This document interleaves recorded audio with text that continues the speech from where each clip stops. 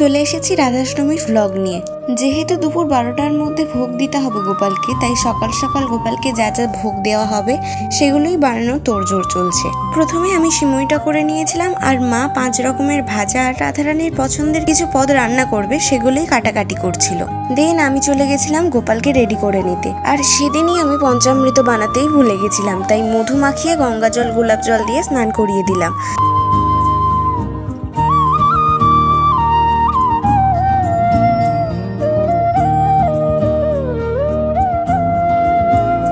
রাধাষ্টমী আর রাধারানীর প্রিয় নীল রং ছাড়া সব কেমন যেন অসম্পূর্ণ লাগে, তাই আমি আর মা মিলে আগের দিন রাতে বলতে গেলে প্রায় যুদ্ধ করে এই জামাটা বানিয়েছিলাম।